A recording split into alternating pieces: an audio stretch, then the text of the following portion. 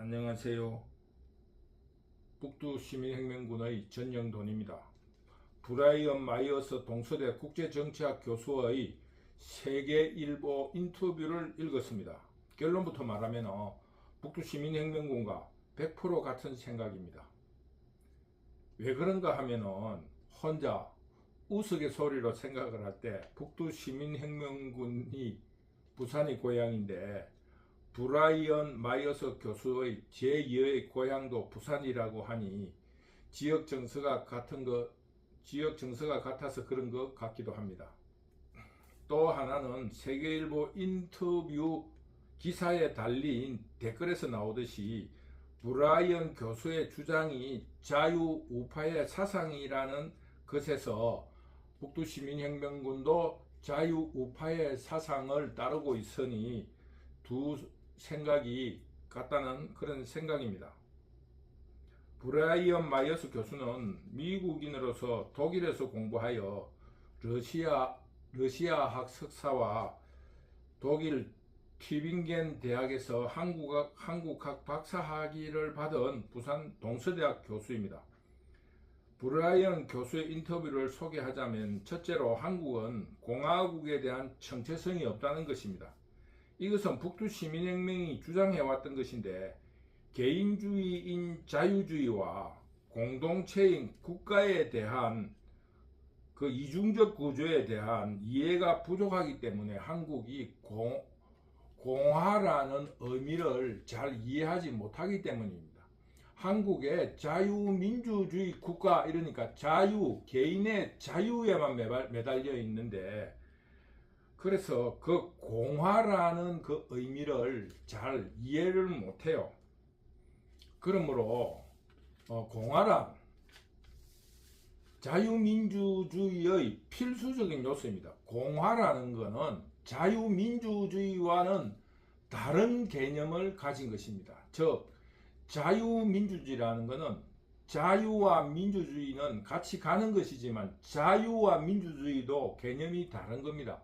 민주주의라는 것은 주권이 국민이 주인이라는 것이고 1조 모든 주권은 국민에게서 나온다라는 그게 민주주의고 자유라는 것은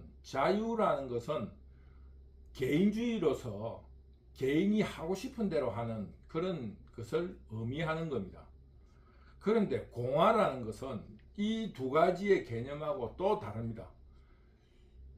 공화라는 것은 군주주의도 공화를 할 수 있습니다.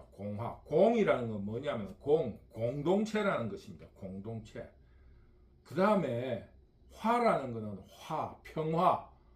화해해가지고 평화롭게 존재를 한다는 거예요.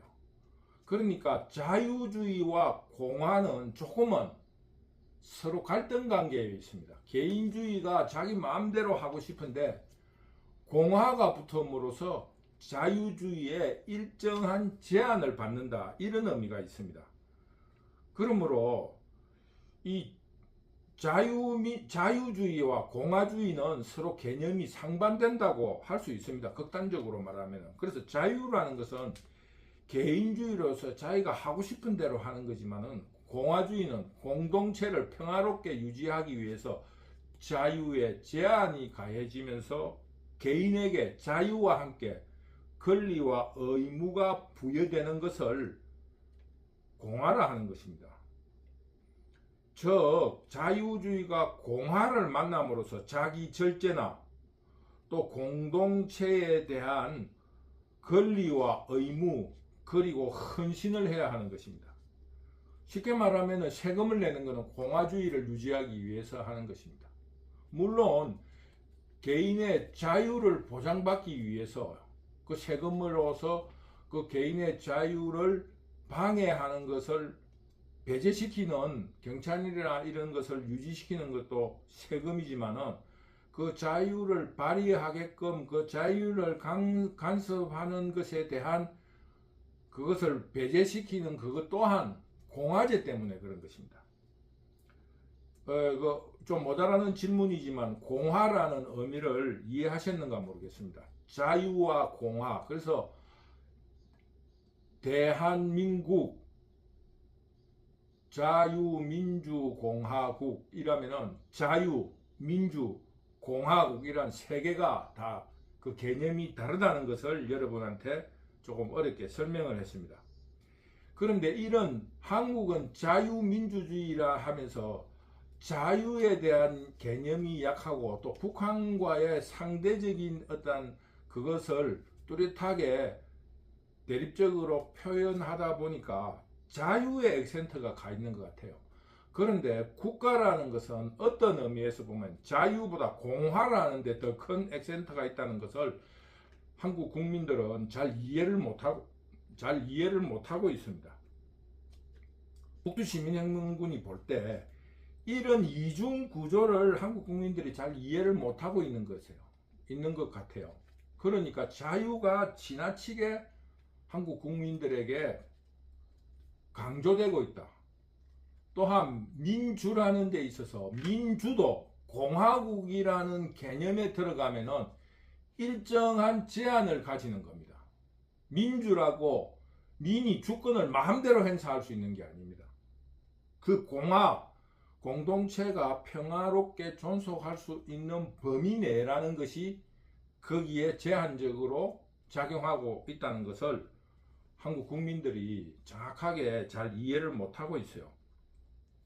그리고 그런 게 이해도 못할 뿐만 아니라 몸으로 그것을 체화시키지 못하고 있어요.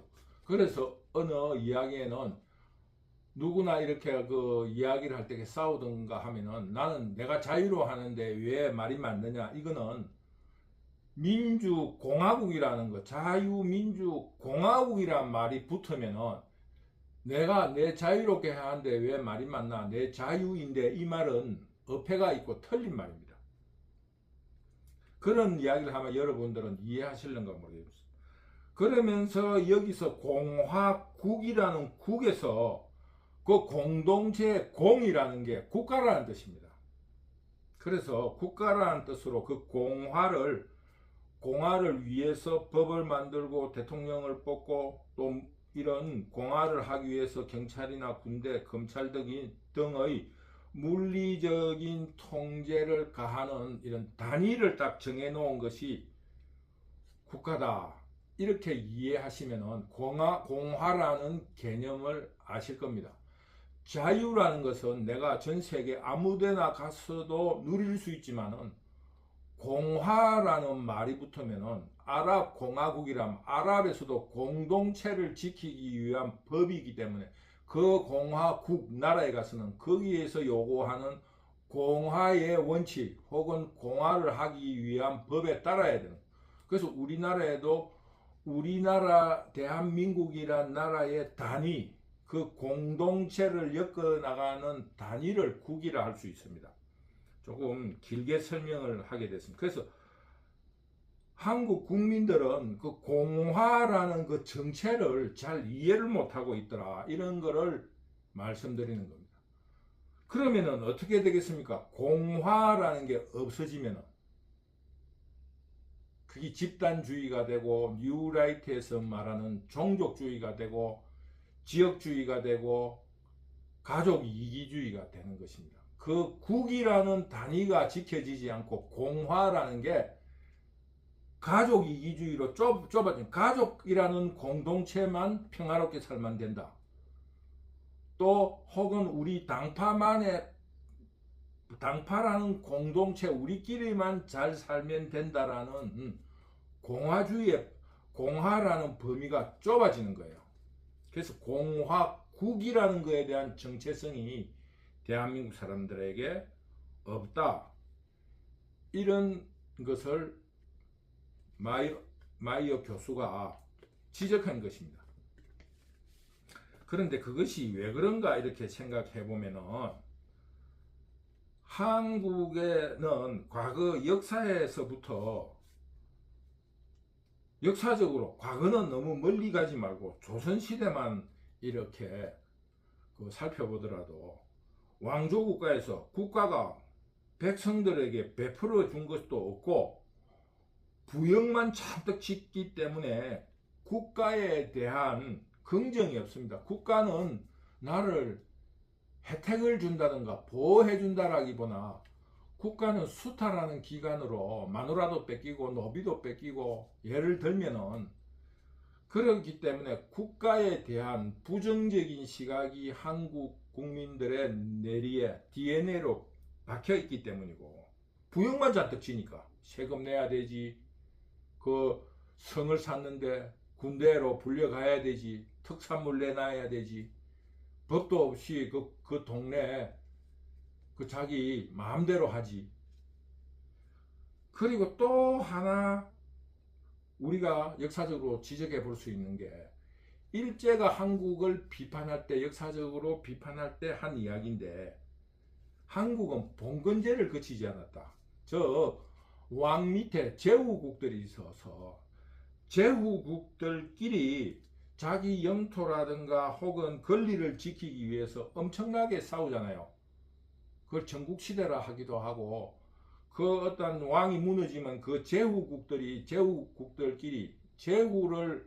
제후국을 통제하는 진나라가 없어졌다 이러면 그 밑에 제후국들끼리 자기 그 나라를 지키기 위해서 전쟁을 치잖아요.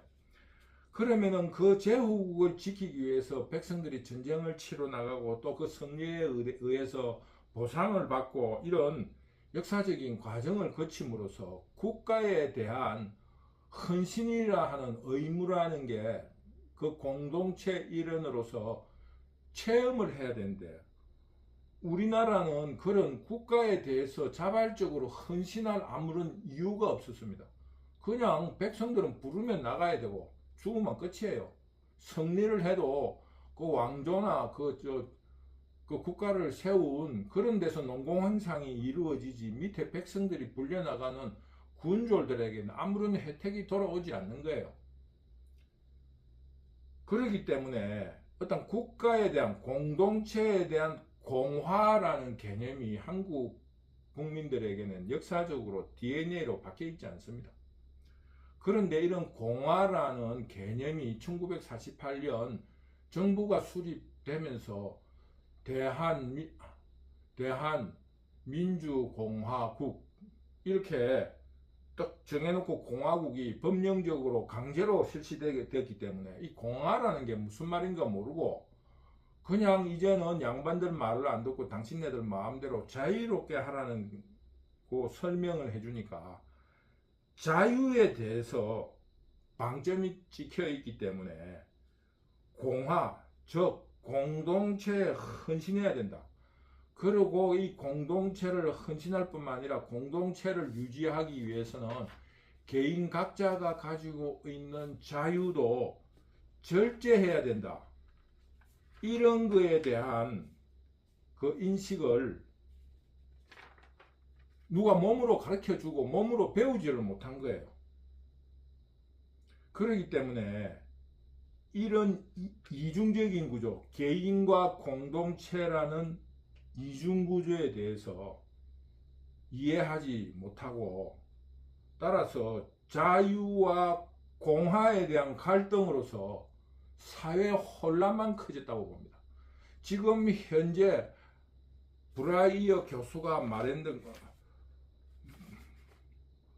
브라이언 마이어스 교수가 말한 것처럼 한국에는 공화국이라는 것에 대한 나라라는 공동체를 평화롭게 유지해야 된다라는 이런 개념이 한국에는 아직 없습니다. 자유다 이게 대해서 액센트가 있다. 그러니까 개인의 자유와 공화라는 개념에서 끊임없이 부딪히면서 한국 사회는 아직도 그 문제로 부딪히고 있습니다.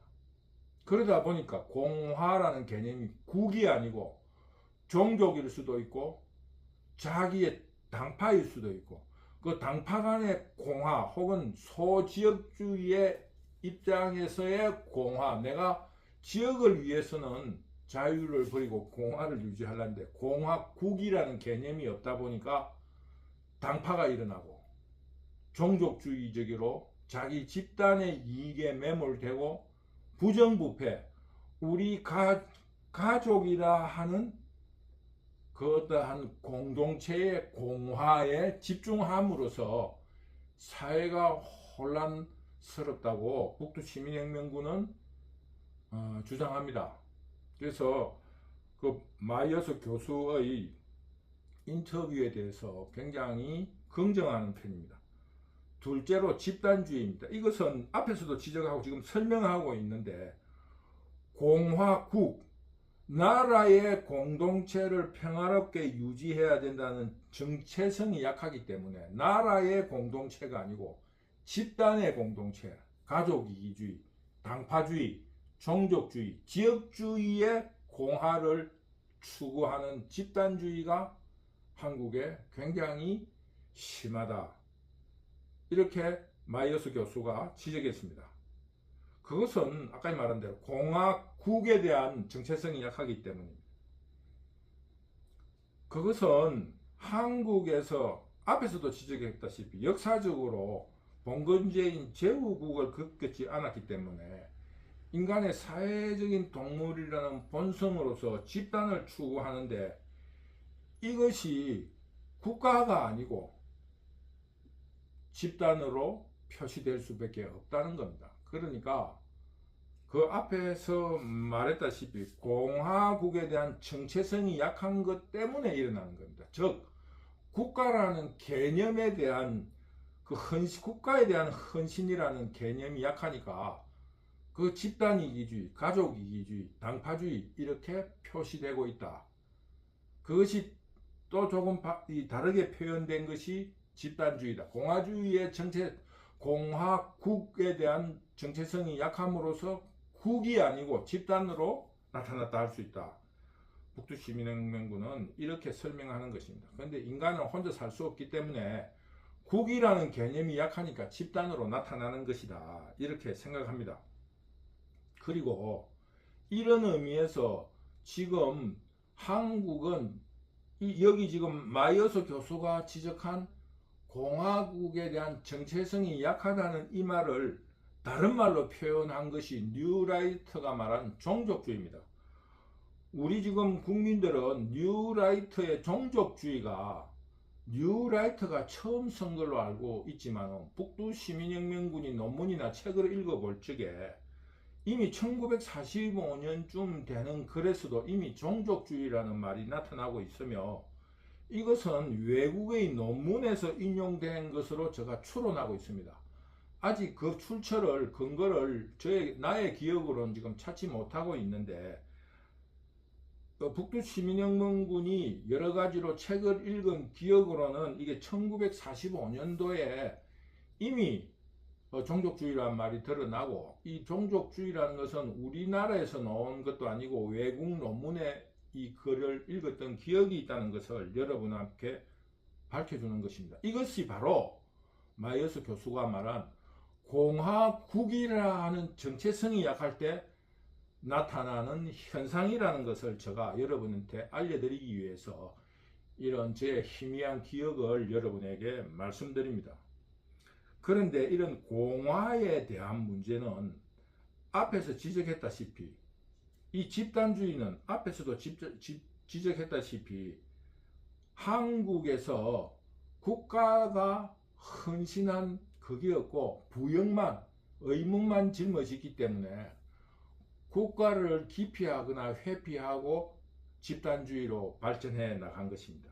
그런데 북두시민혁명군이 생각할 때 북한은 이런 조선의 역사, 국가가 의무만을 강조하고 혜택이나 보호를 해주지 못한다는 이런 북한 인민들의 욕구를 역이용해서 공산주의라는 집단 체제를 만들어내고, 조선의 역사에서 소홀했던 국가가 인민들에게 베푸는 혜택과 역할을 강조함으로써 북한 인민들의 절대적인 지지를 이끌어내었다. 북두시민혁명군은 이렇게 생각하고 있습니다. 왜냐하면 공산주의는 국가 독점 자본주의 혹은 국가 전체주의로서 국가가 모든 역할을 하게 되니까, 조선 역사에서 국가가 부역만을 강조하던 그런 체제에 대해서 북한 인민들은 국가가 모든 책임을 지준다 하니까 환호했을 거라 생각합니다. 셋째, 선전선동에 약하다는 것입니다. 마이어스 교수가 말하기를 이 선전선동에 약한 면이 있다. 이거는 북두 시민혁명군도 동의를 합니다. 이런 현상 또한 공화에 대한 이해 부족과 집단주의에 유리하는 것입니다. 왜냐하면 집단주의 혹은 종족주의가 완성이 되면은 거기에 그 집단에 속해야 되니까 그 집단 혹은 어느 집단이 그 지역을 주도해 나가는가에 대해서 선전선동을 통해서 개인들이 분석하고 줄서기를 할 수 있기 때문에 선전선동에 대해서 굉장히 예민하게 반응한다. 즉 공화국에 대한 정체성이 부족하니까 집단이 나타나고 집단끼리의 당파 싸움, 종족끼리의 싸움, 이해관계의 다툼에 있어서 일반 인민이나 대중들이 어디로 가야 될까 갈팡질팡할 때 그 선전선동에 따라서 인민들이 움직일 수밖에 없다. 이런 이해관계에서 가장 예민하게 그 선전선동을 분석해서 인민들이 움직일 수밖에 없다. 그리고 반도국가라는 좁은 국토에서 그 집단에 속하지 못하면은 완전히 모든 이해관계를 다 잃고 잘못하면은 자기 몸까지도 보신을 시킬 수 없는 희생을 당하는 그런 끔찍한 일이 벌어지기 때문에 인민들은 그 대세를 빨리 그것을 결정하고 그 대세를 따라가야 되는 것입니다. 그래서 현대사에서도 한국 사람들처럼 그런 대세를 빨리 판단하고 결정하고 이러는 민족이 없다고 어떤 그런 한국 사람들은 들쥐 같다는 그런 말까지 들었지 않습니까? 그 11.26이 났을 적에 그 대세가 지금 김대중의 5.18이냐 혹은 전두환이의 12.12파가 이기느냐 또 정성화의 그 구군부 쉽게 말하면 참모총장인 정성화가 이기냐고 온갖 갈팡질팡해가 이리 몰리고 저리 몰려 다니는데 하루아침에 12.12 그 다음 날부터 모든 그 권력이라든가 이런 게 신군부 앞에 줄을 서면서 그 선전선동으로 끝이 나면서 하루아침에 모든 게 평정되는 그런 나라라는 겁니다. 다른 나라 같으면 내전이 일어났어요. 근데 한국은 그 국민들이 그 우리 속된 말로 가르마를 딱 타부는 거예요. 그 선전선동에 따라서. 그래서 이 마이어스 교수의 그 한국의 어떤 그 선전선동에 약한 것에 대해서 북두 시민혁명군은 전체적으로 동의하는 것입니다. 그러므로 이 선전선동이라는 게 공화국, 나라로서의 역할을 분명히 하면은 이렇게 선전선동에 예민할 필요 없고 나라에 따라갈 건데 우리나라는 공화국으로서의 국민들도 정체성이 약하지만 지도자들도 공화국이라는 것에 대한 정체성이 굉장히 약하고 국가라는 개념이 없고 자기 당파 혹은 종족에 매몰되어 있다. 이런 것을 우리가 분명히 알고 있어야 됩니다. 그렇기 때문에 이 모든 게 연결되어 있는데 조금 다른 부류니까 좀 디테일하게 설명하자면은 선전선동에 약하다. 그것도 공화국이라는 정체성이 약하기 때문에 국가로서의 역할을 분명하게 하지 않기 때문에 그 선전선동에 부하내동할 수밖에 없고 또 그 선전선동의 대세에 빨리 적응한다. 국가가 아니라 그 집단의 선전선동에 줄을 서고 또 그 대세를 결정짓는다. 이런 의미를 가지고 있다고 북두시민혁명군은 생각합니다.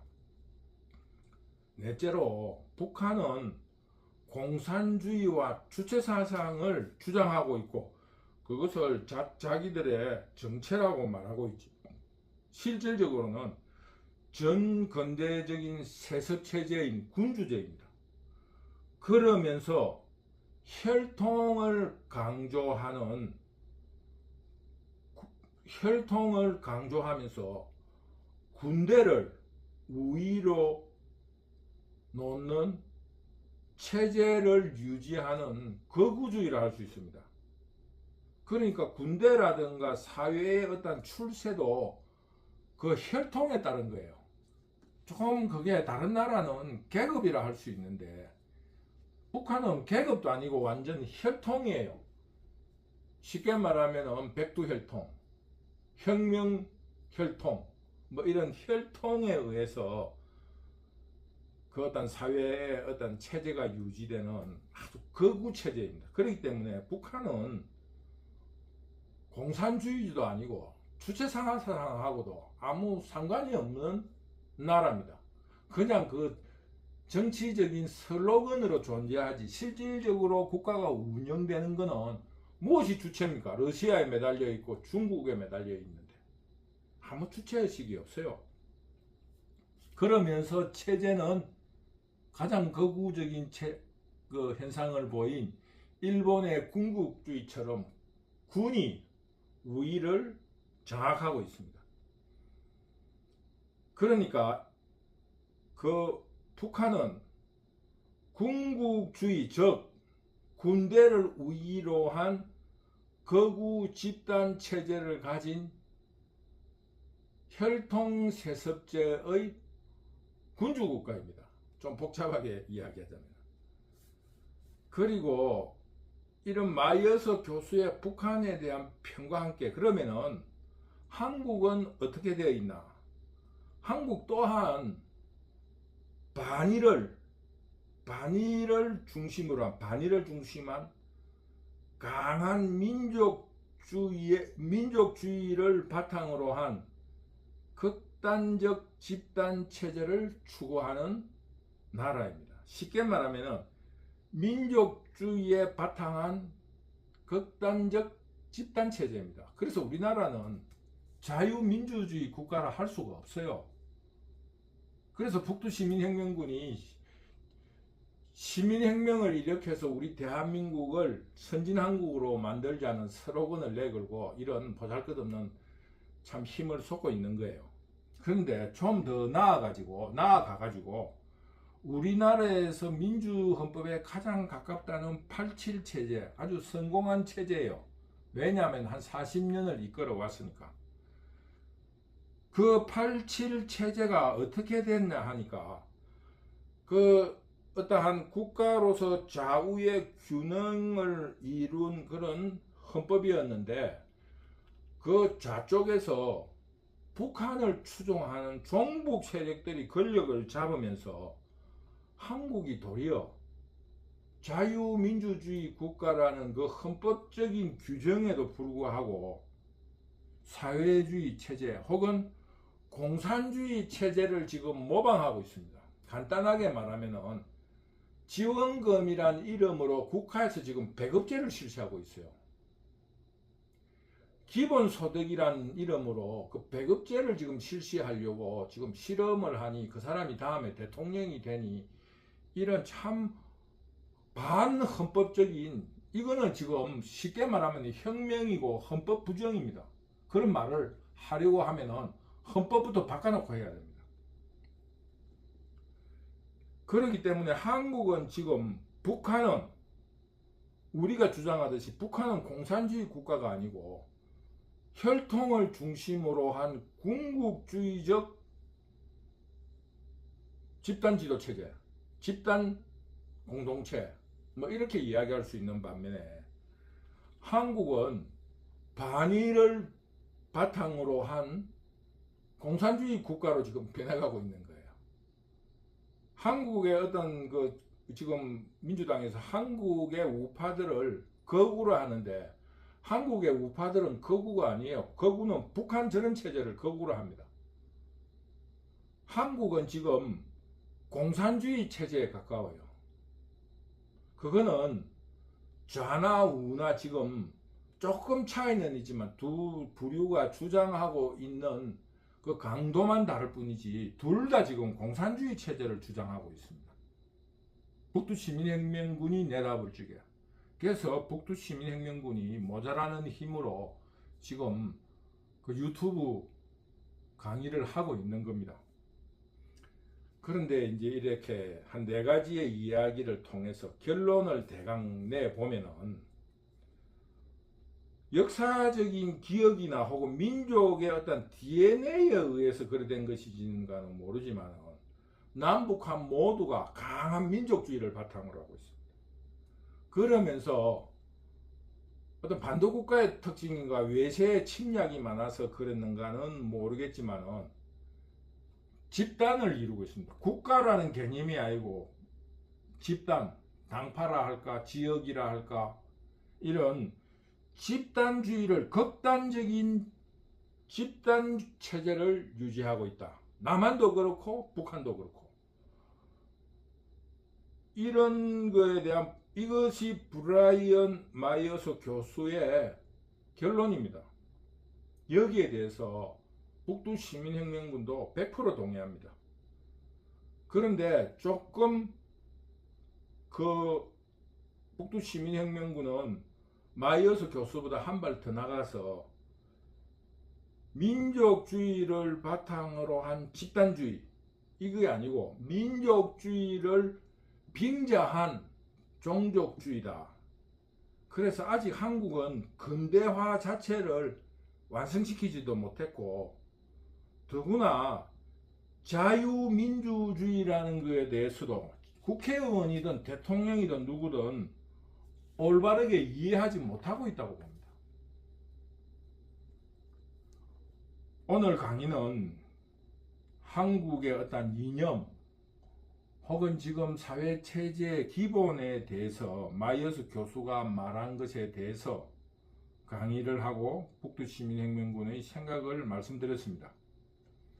오늘 강의는 여기까지 하고 다음 시간에 외교 문제, 즉 한국, 미국, 일본의 관계 그리고 외교 문제 또 미국과 박근혜 탄핵에 대한 마이어스 교수의 인터뷰에 대해서 다음 시간에 계속해서 강의를 해보도록 하겠습니다.